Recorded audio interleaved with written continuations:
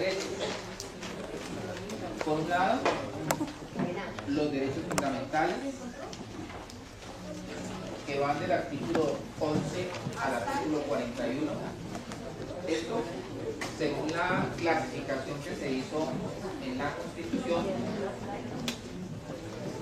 Luego encuentran los derechos sociales, económicos y culturales, que van del artículo 42 al artículo 77.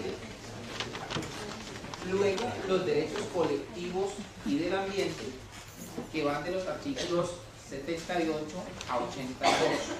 Esto en cuanto a las categorías de derechos o a la naturaleza de los derechos.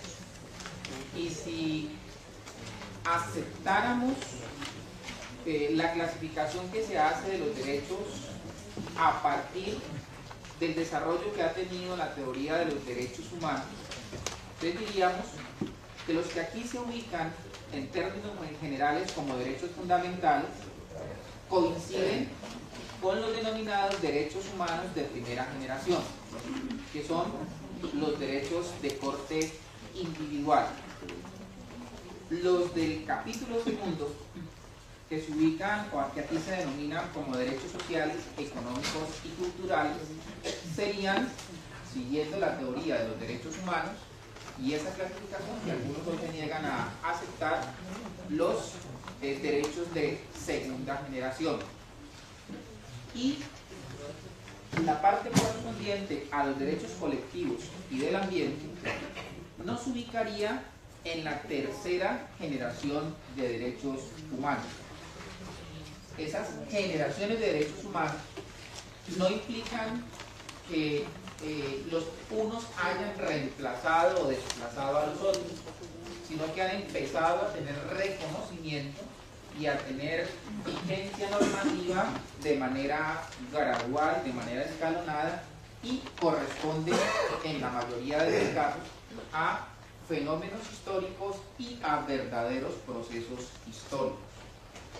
Empecemos por referirnos un poco a los derechos fundamentales, haciendo de nuevo la salvedad de que el constituyente ubicó en esa categoría una serie de derechos, pero esto no significa que solo estos tengan el carácter de derechos fundamentales, porque, como lo ha señalado la Corte Constitucional, la decisión del constituyente fue la de darle una estructura a la Constitución, pero sin hacer una clasificación inamovible o darle un carácter definitivamente inmodificable a los derechos. Esos derechos fundamentales tienen como punto de partida este que ha sido tradicionalmente considerado como derecho fundante, derecho básico dentro de la categorización de los derechos, como es el derecho a la vida.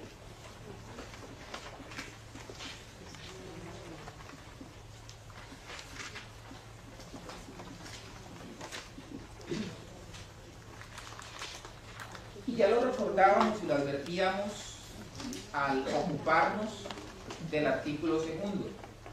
Uno de los compromisos que asumen las autoridades públicas es la protección del derecho a la vida.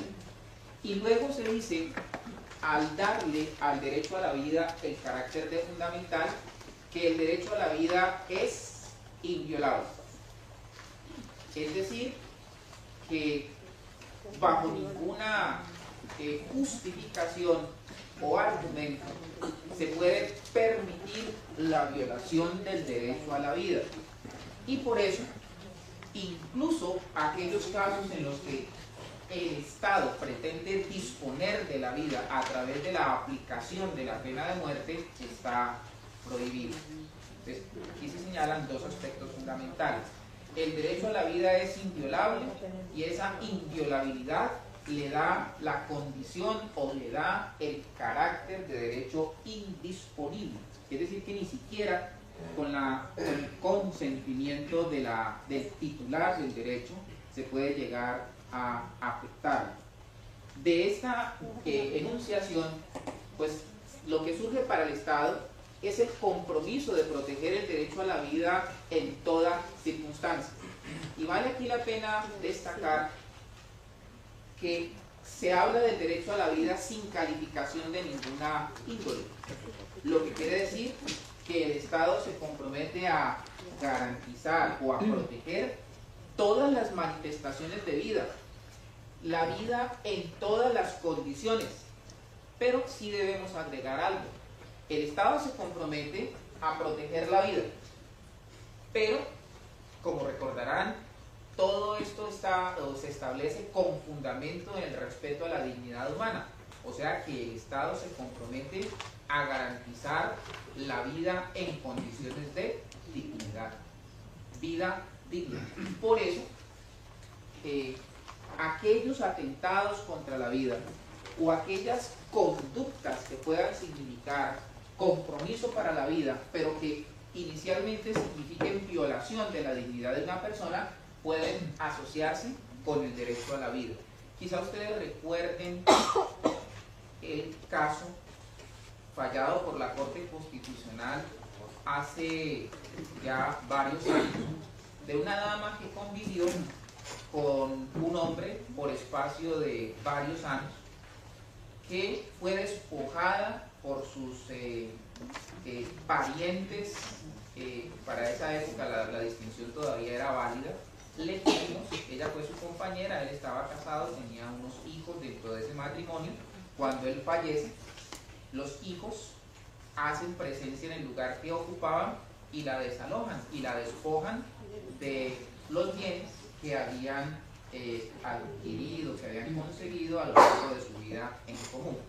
Esa mujer, que no tenía mayores posibilidades, reclama por la vía de la tutela, alegando que al ser despojada de los bienes, no solo se estaba atentando contra su vida porque no tenía otros medios para subsistir, sino que además se atentaba contra su dignidad. Y la Corte tomó la decisión de proteger su derecho, precisamente porque no tenía justificación constitucional el que sus hijos aparecieran a última hora alegando su condición de hijos, despojándola de toda posibilidad de una subsistencia digna, de una mujer de edad avanzada, y además aprovechándose de algunas instituciones legales. ¿Recuerdan la discusión que se planteó el año pasado con relación a la descriminalización de algunas formas de aborto? Que ha sido una discusión recurrente en nuestro medio y que debe matizarse señalando dos antecedentes o dos decisiones de la Corte Constitucional con relación al tema. A través de la sentencia C-133 de 1994, la Corte Constitucional se pronunció frente a la constitucionalidad del delito de aborto.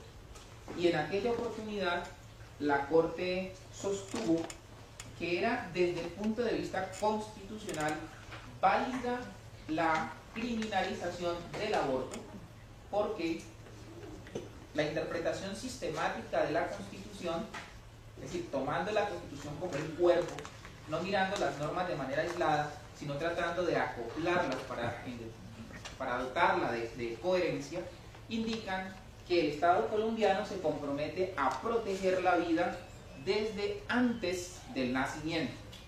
Y por esa razón, la Corte indica que no se debe confundir el derecho a la vida y la protección a la vida con la protección a la persona. Son cosas diferentes, ¿no? Porque el concepto de persona, que tiene desarrollo desde el punto de vista del derecho privado, implica una cosa, y el derecho a la vida significa otra.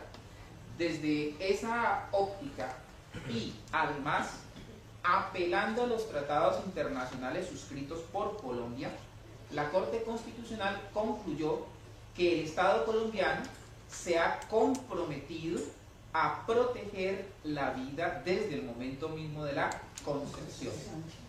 Es decir, que ni siquiera podríamos decir desde el momento del nacimiento, porque si dijéramos desde el momento del nacimiento no se estaría hablando de la protección a la vida, sino que se estaría hablando de la protección a la vida de la persona, porque ya estaríamos frente a una situación definida desde el punto de vista legal. La Corte fue enfática al señalar que se protege la vida desde el momento de la concepción. Bueno. Luego, la Corte Constitucional se pronunció con relación a la validez de la penalización de aquellos comportamientos que constituyen eutanasia. Porque claro, allí fíjense que uno entra a la discusión de la norma de carácter penal que se refiere a la eutanasia, dice que se sanciona a aquel que cause la muerte de otro por piedad para poner fin a intensos sufrimientos derivados de enfermedad o lesión corporal grave e incurable. Entonces cualquiera diría, si no se sanciona la eutanasia, se incurre en una contradicción porque se va a estar sancionando o se protege la vida en atención a su calidad, entendiendo que aquel que tiene vida o que padece una enfermedad o una lesión corporal grave e incurable tiene disminuida su calidad de vida y que por eso el Estado no le brinda protección. La Corte Constitucional en aquella oportunidad concluyó que es constitucional la penalización de la eutanasia, pero dijo que se justifica el tratamiento diferenciado, es decir, aplicar una pena de menor intensidad a aquel que practica la eutanasia, no porque la vida del enfermo tenga menor valor, sino por las razones que llevan a la persona a ejecutar ese tipo de homicidio. El argumento de la Corte Constitucional, en definitiva, fue que el derecho penal que se deriva de la Constitución de 1991 está basado en la culpabilidad y que como aquel que mata a otro para ponerle fin a su sufrimiento por piedad procede por un motivo noble, altruista, merece un tratamiento especial que se traduce en una menor pena. Pero en esa sentencia la Corte introduce un elemento que sí ha sido fuente de mucha discusión. En esa sentencia la Corte señala que cuando la eutanasia se practica en un enfermo terminal, contando con su consentimiento informado y siendo el agente, es decir, quien la practica, el médico tratante, el comportamiento está justificado. O sea que allí introdujo un elemento que pone un poco en entredicho el carácter de inviolable de la vida humana. Mira, ya aflojó un poco, porque en la sentencia anterior le había dado a la vida el carácter de absoluto, el derecho a la vida de absoluto, entendiendo que era inviolable, pero luego abre una compuerta para permitir que en esas eventualidades se considere que el comportamiento está justificado. Dígame. ¿El intento de suicidio es penalizable? Fíjese que, como lo vamos a ver enseguida al analizar el artículo 16, el 16, que como norma constitucional consagra el derecho al libre desarrollo de la personalidad, sin más derecho, más límite que el orden jurídico y los derechos de los demás, se puede interpretar desde el punto de vista positivo y desde el punto de vista negativo. Entonces, frente al derecho a la vida, usted tiene la opción de decidir si vive o muere. Entonces, cuando usted decide suicidarse, está ejerciendo una opción, la opción negativa que queda cobijada por el derecho al libre desarrollo de la personalidad. Lo que pasa es que el tratamiento aquel que trata de suicidarse no podría ser, y en un estado social no debe ser un tratamiento represivo, sancionatorio, sino por el contrario asistencial. Porque, vean, donde desde el punto de vista penal el suicidio normalmente no ha sido objeto de tratamiento, pero no han faltado legislaciones en las que sí se le ha penalizado la tentativa de suicidio. Pero normalmente se le ha penalizado en aquellos estados en los que el Estado le ha entregado al individuo todos los elementos para una formación adecuada, le ha dado condiciones para su formación, entonces ese individuo no solamente debe pensar en él desde su punto de vista individual, sino que tiene un compromiso social. Entonces cuando intenta suicidarse, no solamente está atentando contra su derecho individual, sino que está privando a la sociedad de la posibilidad de recibir la respuesta al esfuerzo que ella ha aplicado en él. Pero esas legislaciones han ido desapareciendo y han ido, esas disposiciones se han ido eliminando por una razón. Aquel que ha intentado suicidarse no tiene ningún interés en seguir viviendo, de tal manera que una sanción de carácter penal no le va a impedir que vuelva a intentar otra vez. Entonces no sería una respuesta efectiva. ¿Qué sentencia es que dijo la de la eutanasia? La C339 del año 97. Bueno,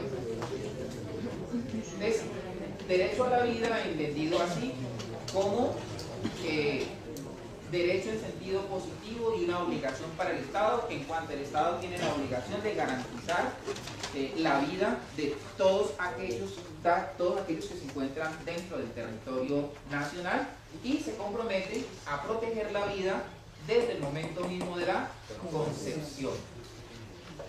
Por eso estábamos nosotros como muy ansiosos de conocer la opinión de la Corte Constitucional frente a la demanda que se había interpuesto para que la Corte dijera que el aborto ético, que es aquel que se practica cuando la mujer ha sido objeto de violación, de discriminación artificial no consentida o transferencia de óvulos fecundados no consentido, es contrario a la Constitución.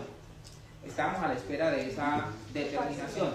Igual de que el Estado se pronunciara, la Corte mejor se pronunciara respecto del aborto cuando se descubren deficiencias en la formación del feto, porque eso allana el camino para ajustar la norma constitucional a realidades muy concretas, a realidades muy específicas. Lamentablemente, pues, la Corte Constitucional se fue por la vía de declaración inhibida con el argumento de que la demanda no cumplía con requisitos de forma, porque quienes la atacaron parcialmente las disposiciones del Código Penal, y el argumento de la Corte es que la demanda ha debido ir dirigida contra toda la disposición y no indicarle a la Corte cómo debe interpretarla. Bueno, yo respeto mucho la Corte Constitucional y no dejo de valorar la importancia que ha tenido para la institucionalidad colombiana, pero sí me hago una pregunta: ¿será que las acciones de inconstitucionalidad deben ser presentadas necesariamente por abogados?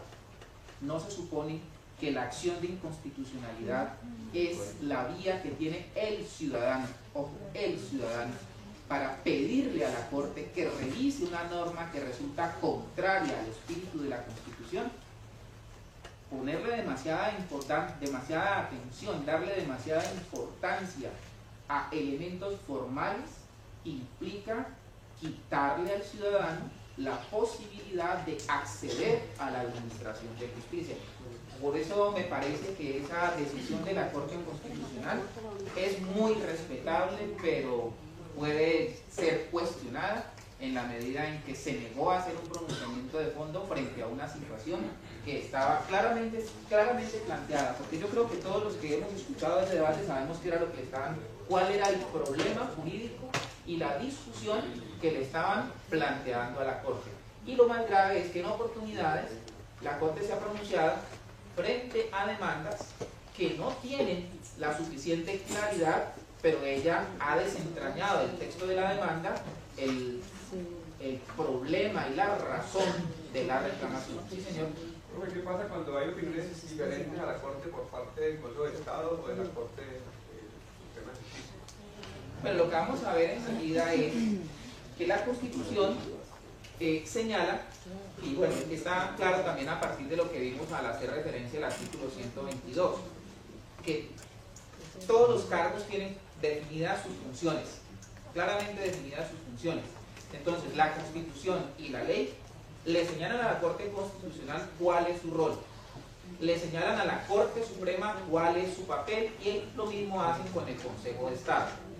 En las eventualidades en que se ha presentado lo que los medios de comunicación han denominado choque de trenes, lo que ha sucedido es que la Corte Constitucional en ejercicio de su atribución de velar por la vigencia del orden constitucional, dejado sin efecto algunas decisiones de la Corte Suprema o del Consejo de Estado. Y Corte Suprema y Consejo de Estado se han negado a acatar la decisión de la Corte Constitucional, poniendo en entredicho precisamente la propia Constitución, porque es la propia Constitución la que le atribuye a la Corte Constitucional la posibilidad de enjuiciar desde el punto de vista constitucional las decisiones de cualquier autoridad, independientemente de que sea Consejo de Estado o Corte Suprema de Justicia. Bueno, el artículo 14,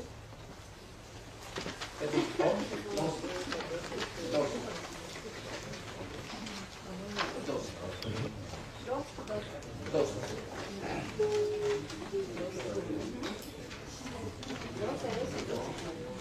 Tiene una doble función.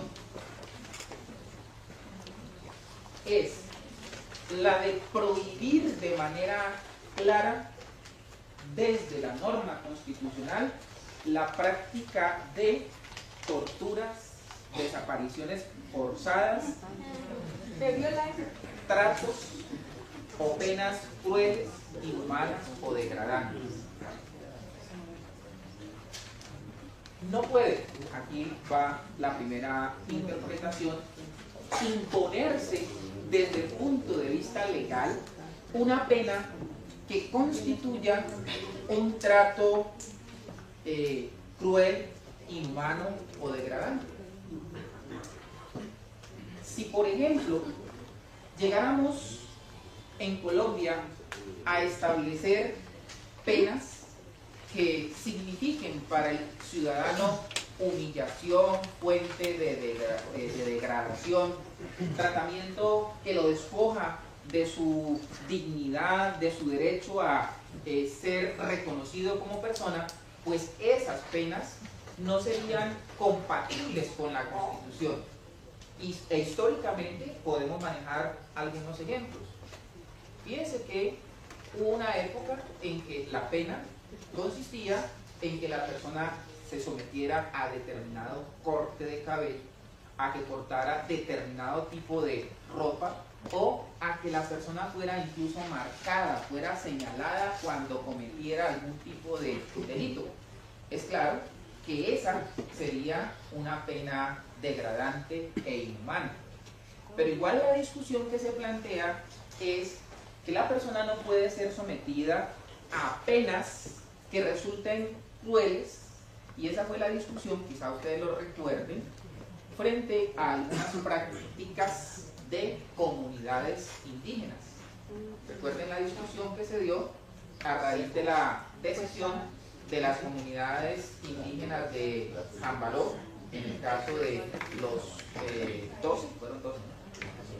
Latigazos, que realmente decía puetazos, y la Corte Constitucional, en una providencia que es bien interesante porque integra elementos jurídicos y elementos antropológicos y sociológicos, llegó a la conclusión de que la pena que le había sido impuesta por la comunidad a uno de sus miembros no era ni inhumana ni degradante, por una razón, porque la Corte rescató en ese caso el principio de la pluralidad étnica y cultural.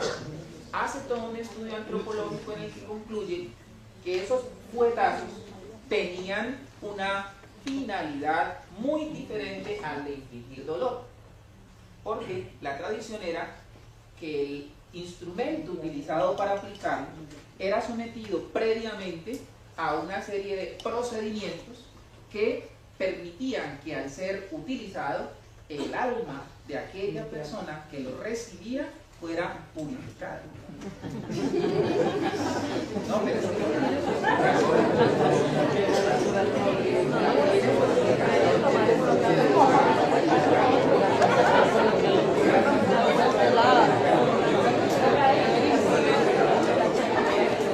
no se ven esos fuertes.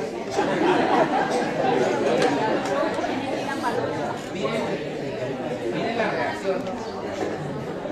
Sí, miren la reacción, porque es que estamos valorando la situación desde nuestra cosmovisión. Sí, claro, es la opinión nuestra, la manera de ver las cosas desde nuestra cultura. Pero ellos, desde su punto de vista, lo ven diferente. ¿Recuerdan ese otro caso justamente de aquellos indígenas que eran castigados llevándolos al cepo? Un mecanismo de castigo que indudablemente es un mecanismo de castigo cruel, pero era una práctica ancestral, una práctica arraigada que era aceptada por ellos, y por esa razón pues no podía ser catalogada como un trato inhumano o cruel. Obvio, esa reflexión no tiene cabida en los casos que hemos visto recientemente. ¿Sí? Allí no tienen cabida. Pues yo creo que sobre el derecho a la vida en Colombia tenemos muchísimo que decir, ¿no? Que si el Estado colombiano, miren, que si el Estado colombiano ha sido condenado por organismos internacionales, y ya eso se está repitiendo mucho, el Estado colombiano está siendo denunciado y demandado ante la Comisión Interamericana de Derechos Humanos, y la Comisión Interamericana de Derechos Humanos está aceptando las demandas y tramitándolas ante la Corte Interamericana de Derechos Humanos. Y ya en varias oportunidades el Estado colombiano se ha visto precisado para evitar el juicio ante la Corte Interamericana y una eventual condena a aceptar su responsabilidad y comprometerse a indemnizar a las víctimas de cierto tipo de comportamientos. Me refiero a algunas de las masacres que se han presentado en Colombia. Entonces el Estado ha reconocido ante esos organismos que no ha protegido de manera adecuada a los nacionales y que por eso debe asumir responsabilidad. Lo grave es que la responsabilidad es responsabilidad patrimonial. Y, por ejemplo, ustedes recordarán que recientemente la Procuraduría presentó una acción de revisión contra una decisión de la Corte que estaba ya ejecutoriada porque un tribunal internacional falló en contra del Estado colombiano. Y una de las consecuencias del fallo es que se promueva por parte de las autoridades locales la revisión del caso, porque hoy, vale la pena decirlo, las víctimas no solamente tienen derecho a que se les reconozcan perjuicios, a reparación económica, y ese es uno de los avances significativos de la interpretación de los derechos de la víctima hecho por la Corte Constitucional. Quien tenga interés en hacer esa lectura es la sentencia C-228 del año 2002. La Corte en esa sentencia concluyó que las víctimas tienen derecho a conocer la verdad, a que se haga justicia y a la reparación adecuada. Pero en muchas oportunidades es más importante que se haga justicia y conocer la verdad. Porque en oportunidades la reparación económica es lo que menos le interesa a la víctima de un comportamiento, en especial cuando el comportamiento es de aquellos que implican un atentado contra la existencia de grupos o contra la humanidad misma. Por eso es que los organismos internacionales cuestionan los alcances de la Ley de Justicia y Paz.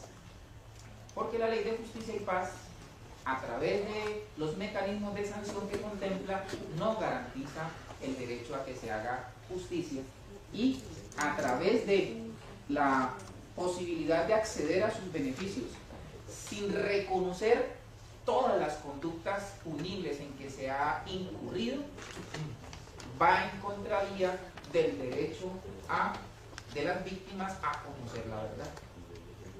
Vamos a ver qué dice la Corte Constitucional cuando estudie la ley. Esperemos que la Corte sea coherente con sus pronunciamientos anteriores. Vamos a ver. Bueno, derecho a la vida. Yo creo que suficiente, ¿cierto? Bueno. Perdón. Está en el 12, prohibición de torturas y desapariciones. Ahora analicemos el derecho a la igualdad con una doble perspectiva. ¿Recuerdan? 13, derecho a la igualdad. Recuerden que hemos estado integrando instituciones e interpretaciones propias del Estado liberal con las interpretaciones propias del Estado social. Entonces, uno podría decir que en la Constitución se consagran unas libertades desde el punto de vista formal.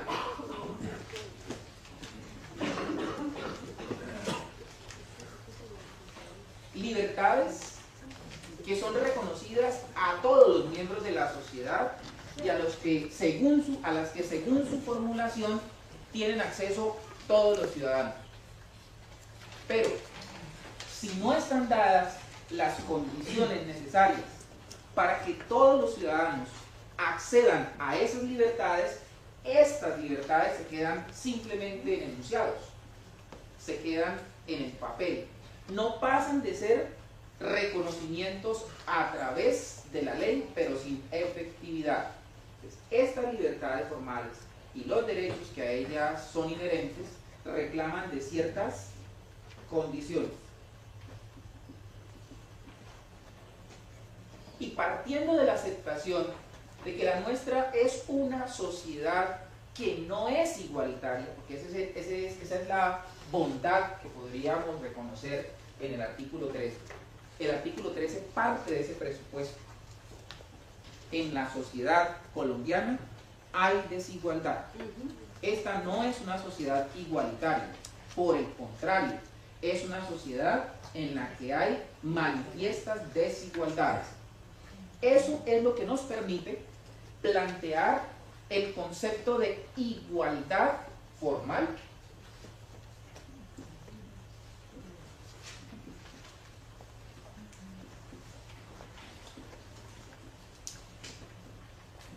en contraposición al concepto de igualdad material.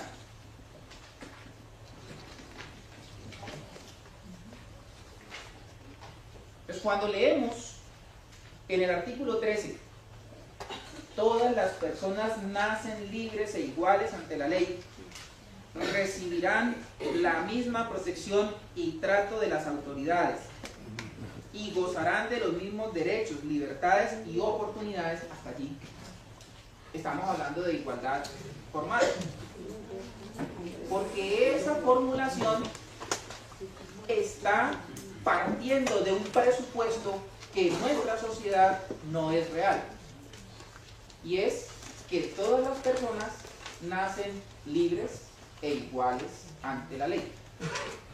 Esa es la aspiración y, si se quiere, el enunciado formal de la libertad.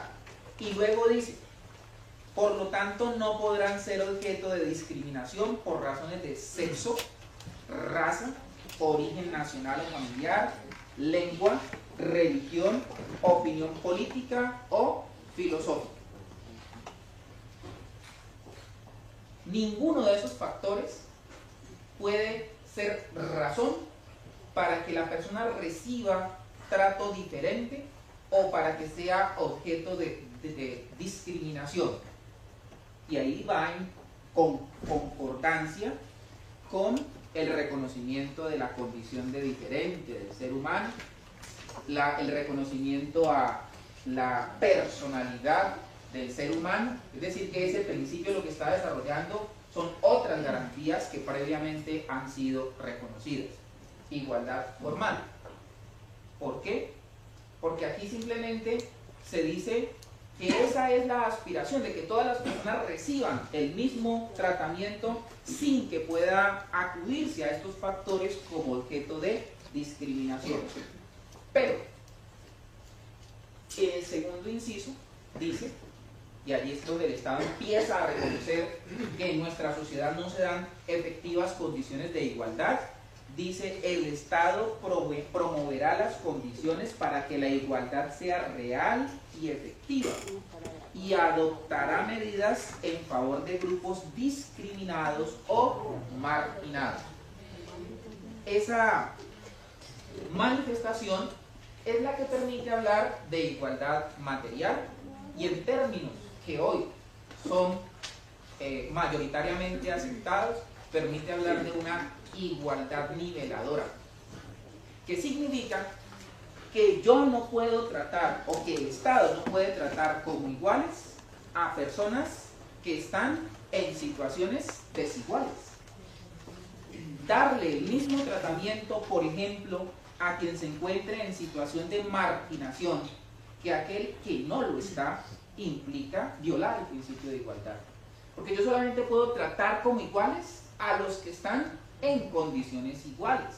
Pero si trato como iguales a quienes están en condiciones desiguales, pues realmente no los estoy tratando en plano de igualdad, porque estoy poniendo en ventaja al que está en mejor situación y al otro lo estoy privando de llegar a ese mismo nivel.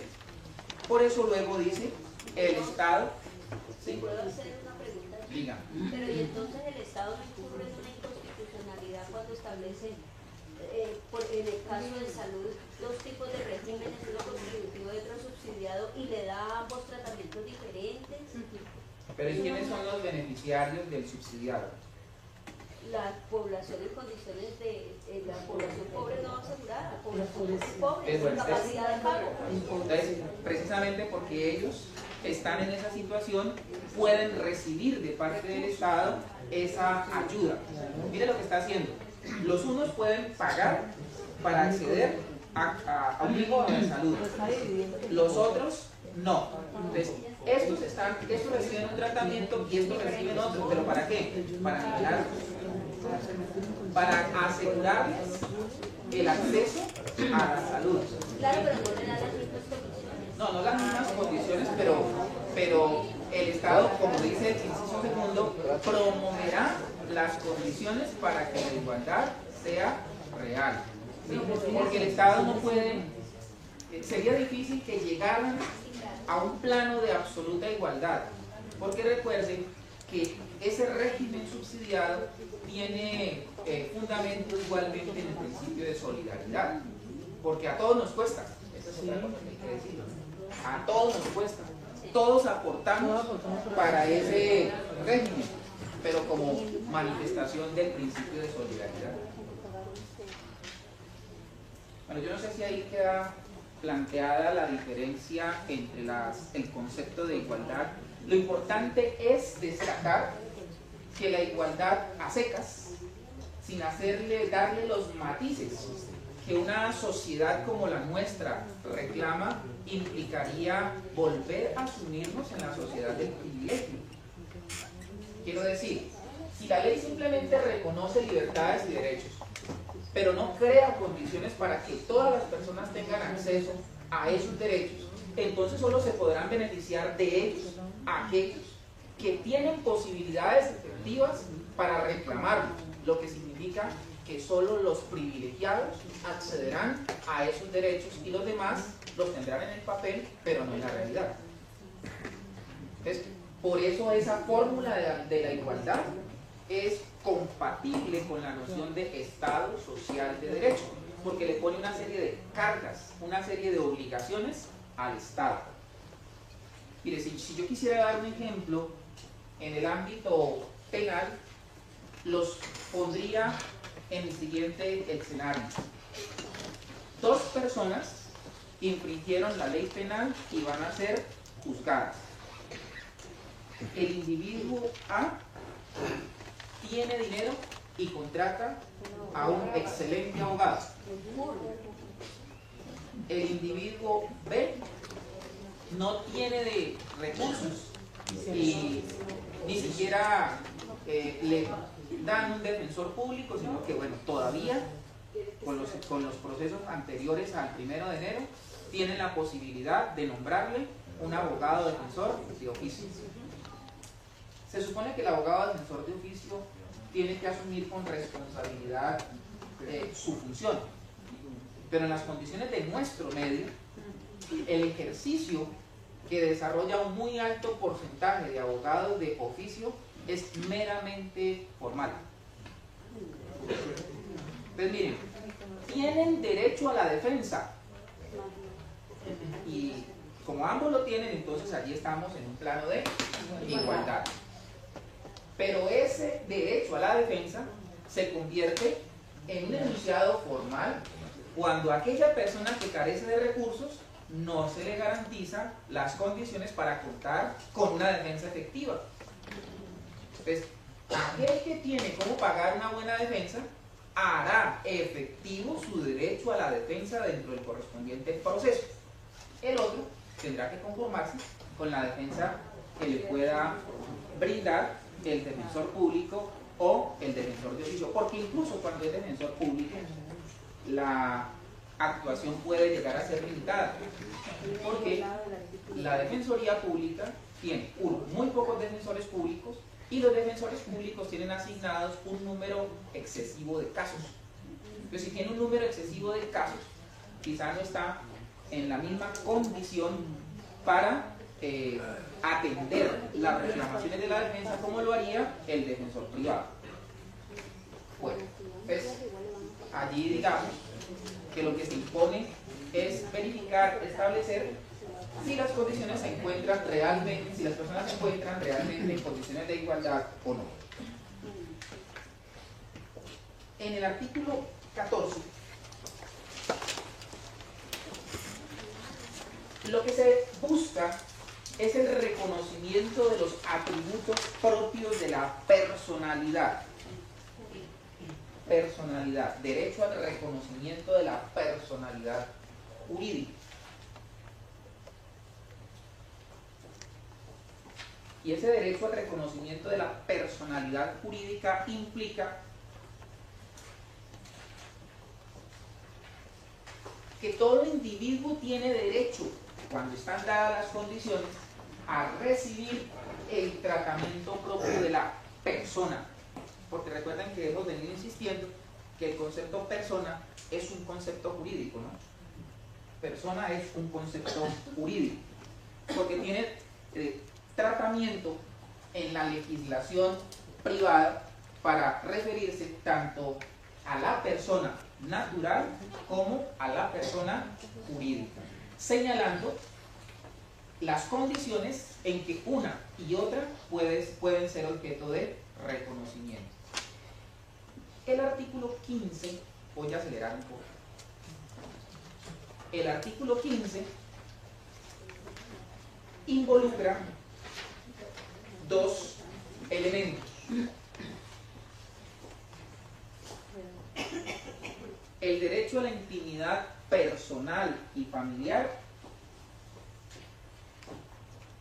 y el derecho al buen nombre.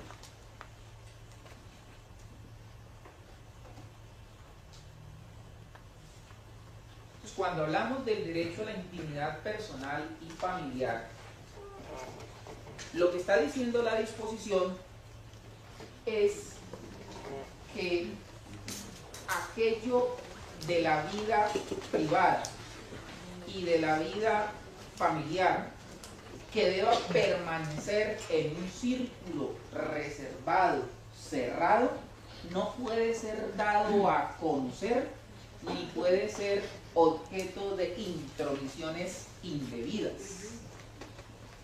Entonces, por eso dice, la correspondencia es inviolable. Como expresión del derecho a la intimidad.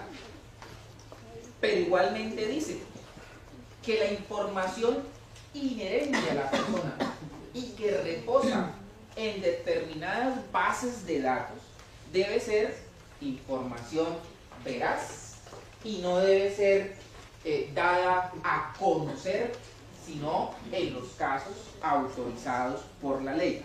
El artículo 15 desarrolla un derecho que ha sido reconocido y denominado el habeas data, el derecho al buen nombre, cuya regulación en Colombia no se ha desarrollado, porque siempre ha habido disputa en torno a hasta dónde tienen atribuciones las bases de datos privadas, sobre todo, para mantener información respecto de los particulares, en qué condiciones las pueden dar a conocer y en qué condiciones la persona debe desaparecer de esas bases de datos.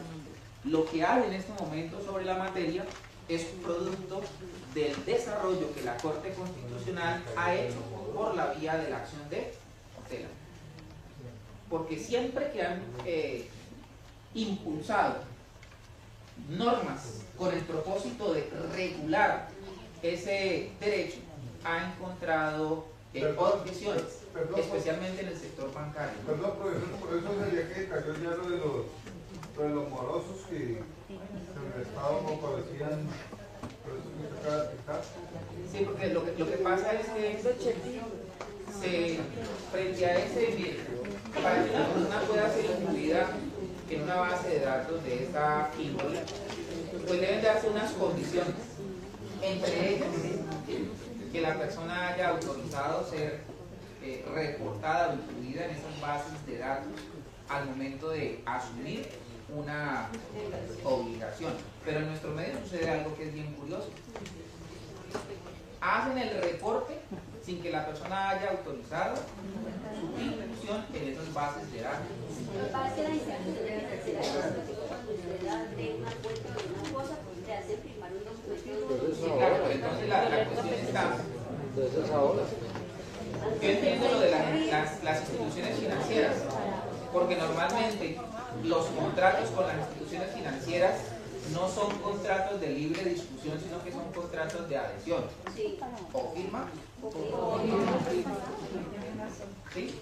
Entonces, en muchas oportunidades usted termina firmando y autorizando una cantidad de situaciones que ni siquiera lee. Ni siquiera lee. Pero hay oportunidades en que, por ejemplo, no se trata de una entidad financiera, sino una entidad diferente y no le hicieron firmar la autorización. Y a pesar de que usted no firmó la autorización, lo reportan. Es un reporte ilegal. Es un reporte ilegal. Y si esa información no tiene por qué ser incorporada ya, porque usted no la ha autorizado. Y además la información que allí repose debe ser una información veraz y actualizada. Porque solo puede reportarse o debe permanecer en esa base de datos que es consultable aquello que se ajuste a la realidad. Entonces, aquí al ciudadano le dan esa posibilidad y dice que cuando usted lo han incluido en una base de datos sin su autorización o el reporte es cerrado o no ha sido actualizado, tiene derecho a solicitar o que se corrija o que se modifique, y si después de haber hecho la solicitud no se hace la corrección respectiva, su derecho al buen nombre debe ser preservado por el funcionario judicial al que usted acuda por la vía de la acción de tutela, porque este es un derecho fundamental y como derecho fundamental puede, su protección puede ser reclamada a través de la acción de tutela. Bueno, de aquí se derivan entonces esas dos garantías esenciales.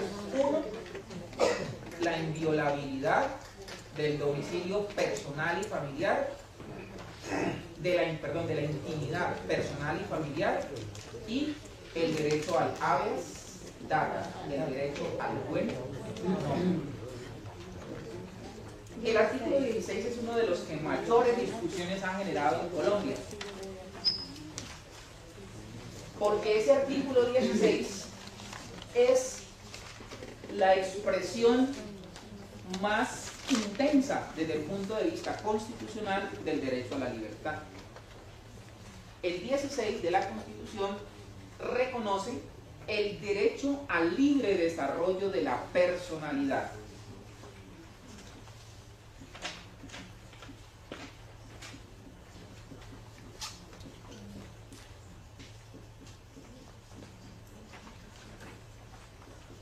Pero allí hay que hacer una precisión.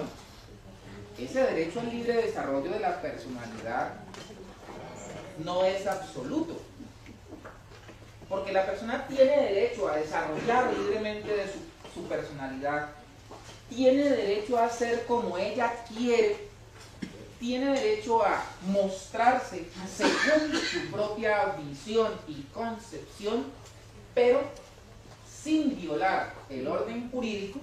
Los límites a este derecho son el orden jurídico y los derechos de los demás.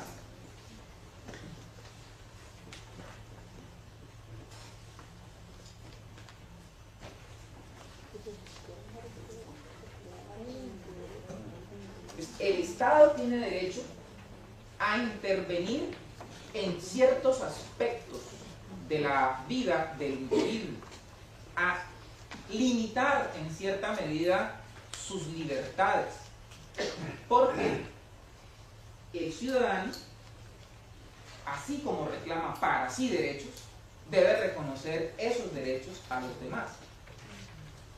Entonces, para que puedan ser integrados los derechos de uno con los derechos del otro, las reglas de juego social deben estar claramente definidas. Pero cuando una persona desarrolla un comportamiento como expresión de su personalidad, sin que esto signifique atentado contra los derechos de alguien, el Estado no puede intervenir, porque le está impidiendo comportarse como quiere. Le está impidiendo formar su personalidad o expresarse socialmente como quiere. Y de eso sí hay muchos ejemplos derivados precisamente de la nueva normativa constitucional. Todos los casos que se dieron, por ejemplo, con relación a estudiantes, que aplicando normas les prohibían el cabello largo, utilizar aretes, portar determinado tipo de prendas. Con eso no le estaba causando daño a nadie, no estaba ni violando el orden jurídico, ni causándole daño a los demás.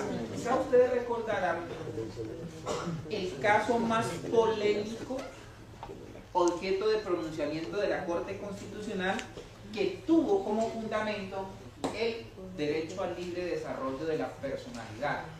Me refiero al de la dosis personal. La conclusión de la Corte Constitucional en ese caso, ¿cuál fue? Que si una persona lleva consigo una cantidad de estupefaciente que se encuadre dentro del concepto de dosis personal, que está señalado en la ley, si es de dosis personal, se entiende entonces que es para el consumo propio. Por lo tanto, cuando lo tiene en su poder y se ha decidido consumirlo, no está causándole daño a nadie, porque él nuevamente está ejerciendo una opción negativa. ¿Cuál es su opción negativa? La opción negativa es hacerse daño en su salud. Exacto, es de los argumentos que se utilizaron para sustentar ese punto de vista. Aquel que fuma igualmente se está causando daño en la salud. Y desde ese punto de vista no le está causando daño. Fíjense que las regulaciones ahora van orientadas a lo siguiente. Usted puede fumar, pero tiene que fumar en determinadas condiciones. Porque cuando fuma en presencia de no fumadores, sí le está causando daño al no fumador. Entonces, causa ese daño solo. No le causa daño a los demás. Le causa daño a los demás, el Estado tiene la posibilidad de intervenir. No hay una contradicción, es decir, si yo fumo solo, yo me hago daño, es derecho personal, yo lo puedo comprar, eso es legal.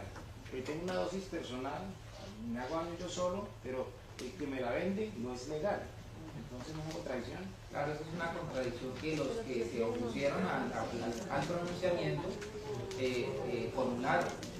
Cuando el Estado autoriza la dosis personal, estaría casi que las puertas para que haya distribución, pero la distribución es amplia.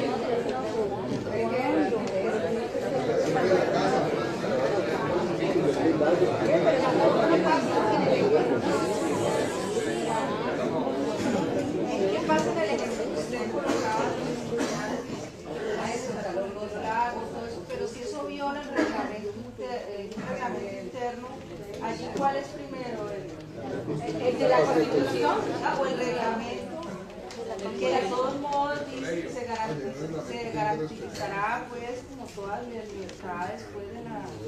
Y pues si usted trabaja en un colegio y toma esa norma de carácter disciplinario y sanciona a un estudiante porque supuestamente viola el manual de convivencia, ¿sí? Y sí, el manual de convivencia dice de manera muy precisa que está prohibida cierta indumentaria, ciertas actitudes. Por ahí hubo una tutela incluso interpuesta porque a un estudiante lo sancionaron por darse un beso dentro del establecimiento, ¿sí? Esa también es una manifestación del libre desarrollo a la personalidad. Entonces, cuando el juez de tutela falla, se ve abocado a darle aplicación al artículo 4 de la Constitución. Puede estar en el manual, pero si esa norma viola una norma constitucional, debe prevalecer la disposición constitucional. Por ejemplo, una persona que no da una constitución, ¿por qué las fuerzas militares no operan eso? Porque las características propias de las fuerzas militares imponen un régimen de disciplina que va más allá de las condiciones ordinarias de convivencia. Una de las características de las fuerzas militares es el sometimiento a una disciplina. Y sobre ese punto sí ha habido pues varias tutelas igualmente. Por ejemplo, no solo con relación a la obligación de portar el uniforme, a la obligación de llevar cierto tipo de porte, sino incluso a la obligación o a la posibilidad de ser exonerado del servicio militar con el argumento de profesar cierto tipo de religión. Entonces la Corte dice que eso no es razón suficiente para ser excluido del servicio militar, aunque respetando su condición religiosa, pues puede ser ubicado en cierto tipo de actividades. O sea, debe hacerse una interpretación, vuelvo al punto, sistemática de la Constitución para evitar caer en contradicciones.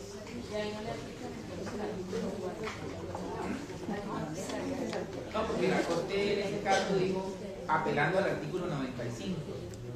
Lo resolvió apelando al artículo 95. Es que como ciudadanos tenemos ciertos deberes. Y uno de los deberes es contribuir al desarrollo y formación del Estado, y entre ellos está el servicio militar.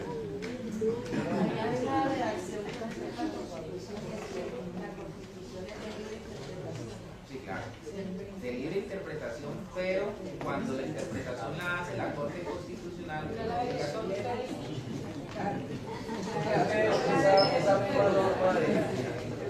comportarse de alguna manera, o de cortarse el cabello, de no usar determinados accesorios, en muchas empresas está dando. Hay empresas que, por ejemplo, si usted llega con cabello largo, no le permiten el acceso. Depende.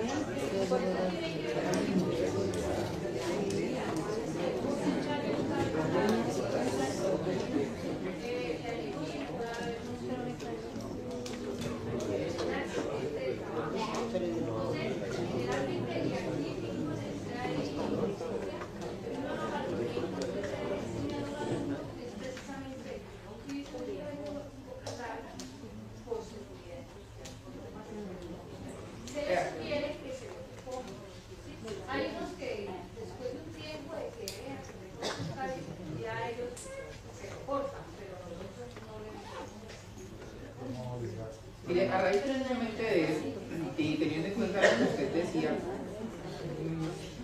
viene a mi memoria la decisión de la Corte Constitucional respecto del cinturón de seguridad. Porque la discusión que allí se planteó fue esta: ¿por qué me van a obligar a utilizar el cinturón de seguridad si el cinturón de seguridad se establece para protegerme? Y si yo no quiero esa protección, entonces estoy ejerciendo una opción negativa y estoy en ejercicio del derecho al libre desarrollo de la personalidad. Pero en esa oportunidad, la Corte Constitucional dijo que el Estado también tiene la obligación de promover la protección de ciertos derechos, como la vida. Y por eso esa exposición es constitucional.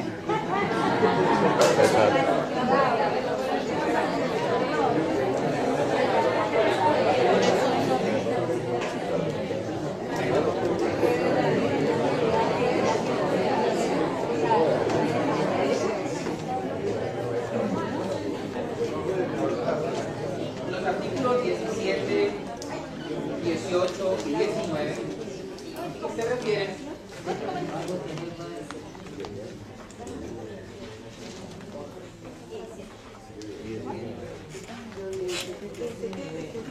se refiere 17, 18 y 19 se refieren a tres libertades tradicionales, que son la prohibición de esclavitud, servidumbre y trata de seres humanos. Esa prohibición de trata de seres humanos está reflejada en diversas disposiciones. De trata de seres humanos, o sea, que los seres humanos se conviertan en objeto de intercambio, en objeto de comercio, que al ser humano se le trate como una cosa. Prohibición de esclavitud, servidumbre y trata de seres humanos.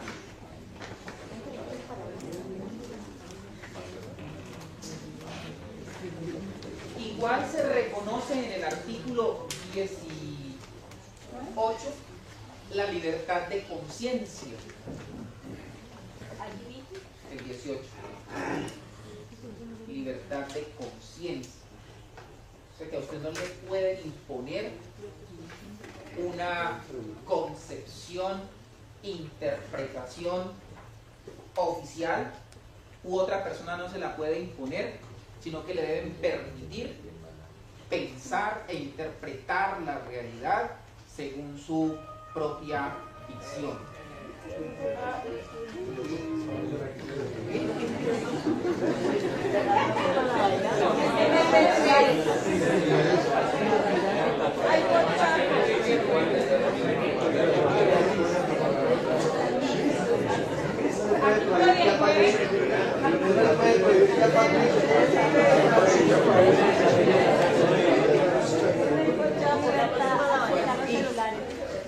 Como el Estado colombiano, en el preámbulo, porque voy a hacer la aclaración para evitar confusiones posteriores.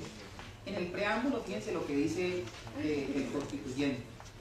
en ejercicio de su poder soberano representado por sus delegatarios a la Asamblea Nacional Constituyente, invocando la protección de Dios, ¿no? Entonces cualquiera diría, Dios, eso significa que nos afiliamos a la Iglesia Católica, ¿no? Es Dios, cualquiera que sea, cualquiera que sea, porque nuestro constituyente aceptó la pluralidad religiosa y la pluralidad de cultos.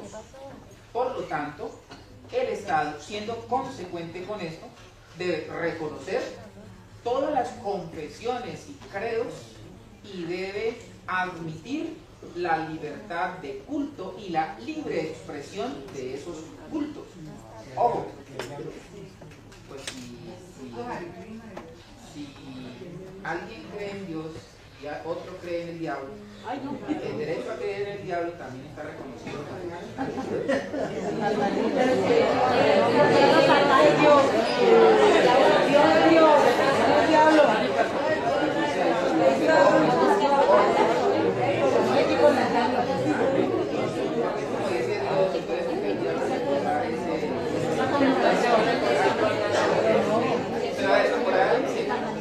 ¿Por qué persiguen a las sectas satánicas? No porque sean sectas satánicas, sino por el tipo de comportamientos que desarrollan en la práctica de su concepción religiosa. Es como, por ejemplo, miren, en ese sentido también se han presentado un número significativo de tutelas, y es aquellas iglesias que desarrollan sus prácticas pero afectan la tranquilidad pública, afectan el derecho a intimidad. Eso es lo que reclaman los vecinos de esas iglesias que ponen esos altoparlantes y todo el día o toda la noche están haciendo emisiones a muy alto volumen. Nadie le cuestiona su credo, sino que están afectando los derechos de los demás y vulnerando el derecho a la intimidad personal o familiar. Y a ver, rápidamente entonces, para que terminemos.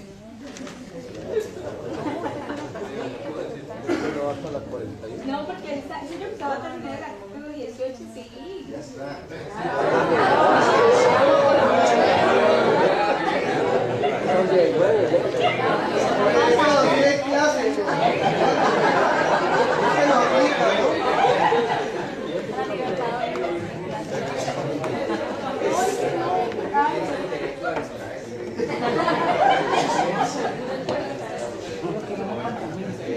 Sobre el derecho a petición no hablamos.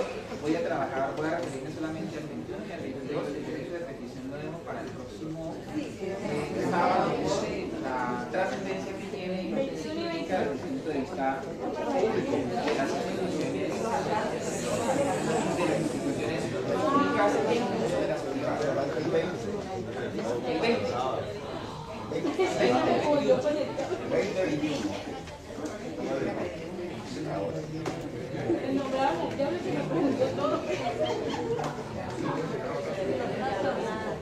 Bueno, digamos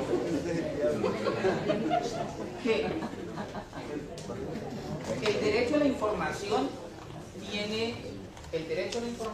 tiene tratamiento y reconocimiento constitucional. Por esa razón, en el artículo 20 se garantiza la posibilidad de informar, recibir información y a fundar medios masivos de comunicación como instrumentos para garantizar el acceso a la información. El acceso a la información.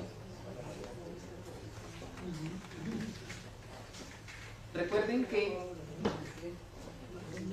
algo que se desprende del artículo 20 es: se tiene derecho a informar, pero informar de manera responsable. Quien no lo hace cumpliendo con esa condición, pues se ve expuesto a ser objeto de reclamaciones y de sanciones. Adicionalmente, el artículo 20 garantiza la libertad de opinión y de expresión.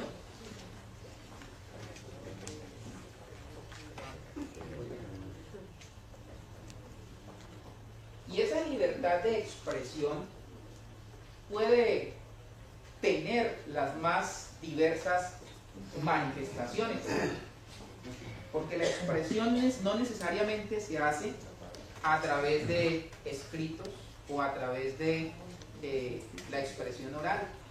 La libertad de expresión también se hace manifiesta, se materializa a través de actos, a través de gestos, y todos ellos son objeto de reconocimiento constitucional.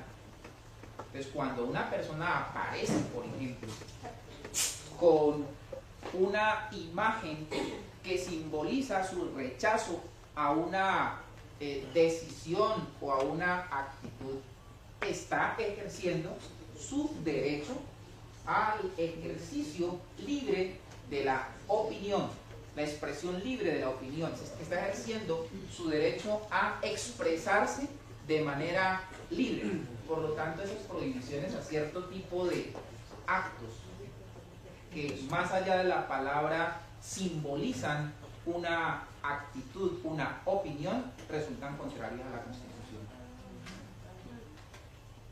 Sí, señor. Hay una exposición del gobierno con relación a las no participaciones políticas de los públicos. Y hay una limitación en la cual, por lo menos, hay una. Está acumulando de que deben de quitar carteles, limitaciones con relación a candidatos, técnicos y ya. Eso le obedece a la libre expresión de las personas en apoyar o estar en contra de una persona en especial a efectos de una época electoral. ¿Qué implicaciones podría tener eso? Eso es un problema que tiene que tenemos una representación de un compañero y lo que se rumora es que quitar los carteles de esa persona en especial. Bueno, mira, ya hay varias cosas que deben ser analizadas. En materia de participación en política, hoy hay que hacer la siguiente lectura. El artículo 125 de la Constitución, cuando se ocupa de ese tema, ya ha sido objeto de amplias modificaciones.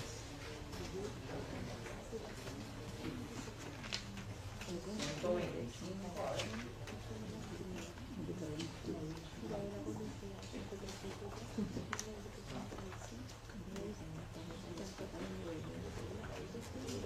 ...125, 126 y 125... ha sido objeto de modificaciones. ¿Por qué? Porque las incompatibilidades que establecían fueron modificadas en virtud del acto legislativo reformatorio de la Constitución.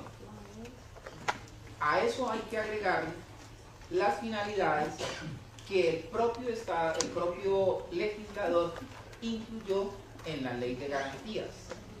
Entonces, la lectura es el texto de la Constitución, el texto modificado por el acto reformatorio, la Ley de Garantías, pero recuerden lo que dijimos ahora, como ya la Corte Constitucional se pronunció sobre la Ley de Garantías, entonces debemos leer la sentencia de la Corte Constitucional sobre la Ley de Garantías. Y a todo eso le debemos ligar un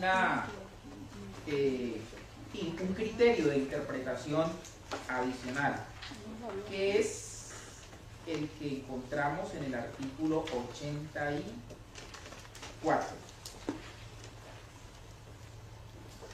El artículo 84 dice que cuando un derecho o una actividad hayan sido reglamentados de manera general, las autoridades públicas no podrán establecer ni exigir permisos, licencias o requisitos adicionales para su ejercicio. Si ese punto está reglamentado en la Constitución y en la ley, y ha sido avalado por la sentencia de la Corte Constitucional, ninguna autoridad puede establecer ni restricciones ni condiciones adicionales para su ejercicio. Yo creo que dejamos por hoy ahí.